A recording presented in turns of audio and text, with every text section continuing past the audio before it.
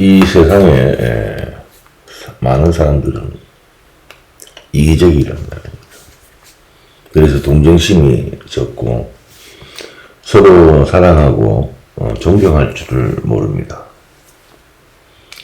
괜한 일로 다투고 화를 내고 괴로움을 자초해서 암담한 날들 스스로 만들어서 보내게 됩니다. 부자들은 가난하든 간에 불구하고 모두 재산 때문에 괴로워합니다. 가난하면 가난해서 괴로워하고 있으면 또 있어서 괴로워합니다. 둘 다 모두 탐욕의 마음이 쏠려서 그런 일이 생깁니다. 그러므로 한시도 마음 편한 날이 없습니다. 부자는 가진 게 많아서 가진 것을 걱정하고, 집이 있으면 집이 있어서 걱정하고, 건물이 있으면 건물이 있어서 걱정하고, 집착을 해가지고 불시에 재난이 닥쳐서 자기가 가지고 있는 것이 없어질까봐 괴로워하고, 그런 생각 때문에 수명을 단축시킨단 말이에요. 가난한 자는 항상 부족해가지고 괴로워합니다. 집을 갖고 싶다, 뭘 갖고 싶다, 그 갖고 싶다는 생각 때문에 마음이 불타가지고 몸도 마음도 지쳐서 또 이것도 역시 수명을 단축시킵니다. 모든 세상이 자기와 적대하는 것처럼 보이고 죽음의 길은 생각지도 않고 인생은 왔다가 혼자 가는데 그런 생각들로, 부질없는 생각들로 길을 재촉하게 되는 겁니다.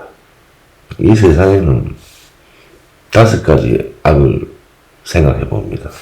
첫 번째로 잔혹함입니다.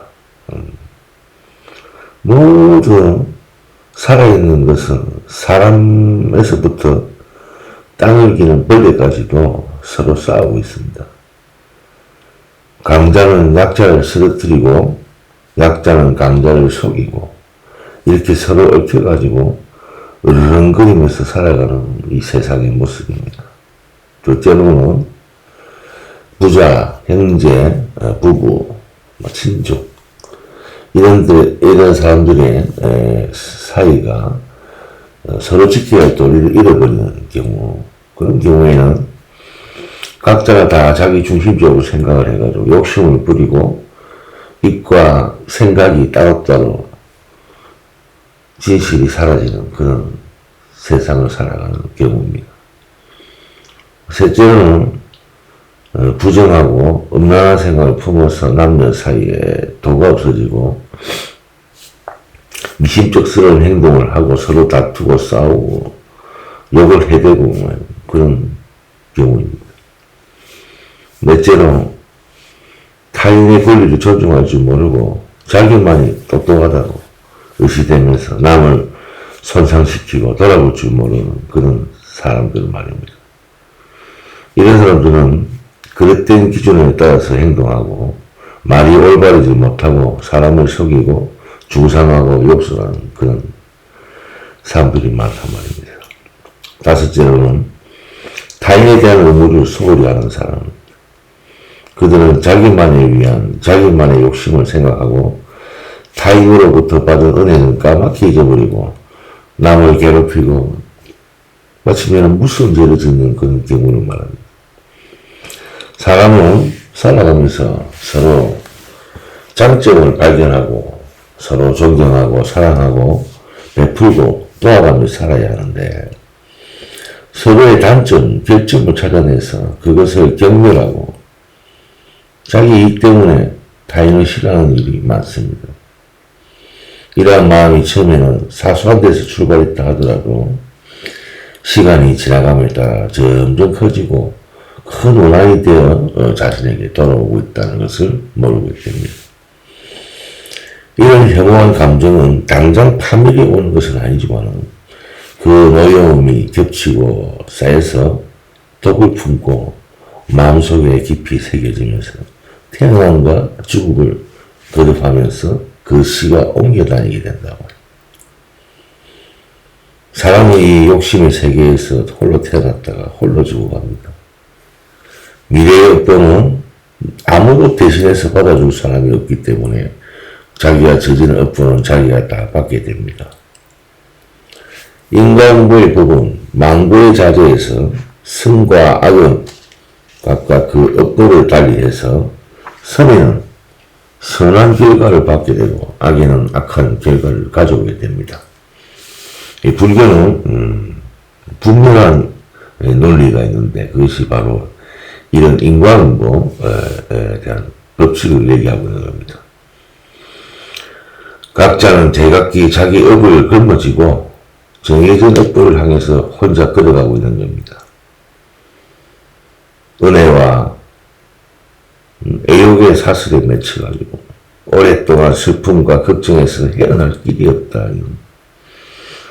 또 탐욕에 빠지면 악의에 쌓여서 어찌 없는 일을 저지르게 되고 남과 다투어서 진실의 길을 포기하게 되고 악이 다하기 전에 더 있기 전에만 죽음을 맞이해서 영원히 괴로움을 받게 됩니다.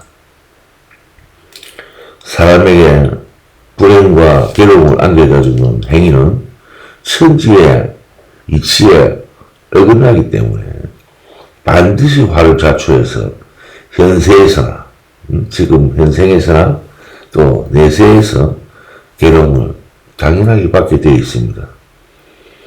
참으로 세상의 모든 일은 속절없이 지나가 버리고 의지할 것이 아무것도 없습니다.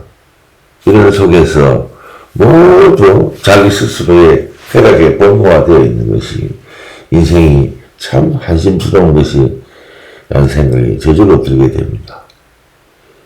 괴로움의 세상에 태어나서 자기만 생각하고 자기 자신을 위해서만 행동해서 괴로움과 불행이 계속 뒤따르는 것이 이 세상의 모습입니다. 오직 자기에게만 무엇이든지 후하게 생각하고 남에게 베풀 줄 모르는 사람이 너무나 많습니다. 그런 사람들은 탐욕에 몰려서 모든 번뇌를 일으키고 끝없는 괴로움을 겪게 됩니다. 부귀영화는 오래가지 않으며 감쪽같이 지나갑니다. 이 세상의 것은 덧없어가지고 어느 한 가지도 영속하는 것이 없습니다. 그러므로 우리들은 젊고 건강한 동안에 모든 탐욕과 집착이 버리고 무의미하다는 것을 깨닫고 버려버리고 참된 깨달음이 뭔가 생각해보고 참된 깨달음을 향해서 살아가야 됩니다. 참된 깨달음이 없으면 어디 사람이 의지할 데가 있습니까? 어디 그렇게 즐거운 일이 있겠습니까? 그건 없단 말입니다. 그러나 많은 사람들은 이 인간의 진리를 믿지 않습니다. 생각도 하지 않습니다. 좋은 원인은 좋은 결과가 오고 나쁜 원인은 나쁜 결과가 온다는 것을 잊어버리고 탐욕과 자신의 이익만을 찾는 그런 삶을 살아갑니다. 사람이 죽어서 다시 태어나고 현세에 지는 업이 내세를 규정해서 그들이 지은 죄에 대한 벌을 받는다는 것을 믿을 생각조차도 안 하는 거예요. 그들은 금생의 업이 내생에 갖는 뜻과 그들의 괴로움이 전생의 업에 대해서 생겼다는 것을 그런 인과관계를 지금 생각지도 못하고 그저 눈앞에 벌어지는 일만 가지고 울고 불고 슬퍼하고 분노하고 이렇게 살아가는 겁니다. 이 세상에 영구불변의 것은 없으며 모든 것이 변한다. 이것이 영원한 진리입니다. 영원한 것이 없다는 것이 영원한 진리란 말입니다.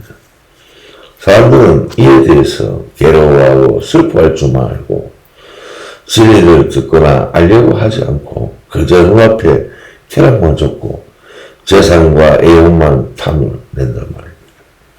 한없는 옛날부터 한없이 많은 중생이 태어나서 미혹과 괴로움을 만들고 있으나 그것을 오늘날에도 그치지 않는다 말입니다.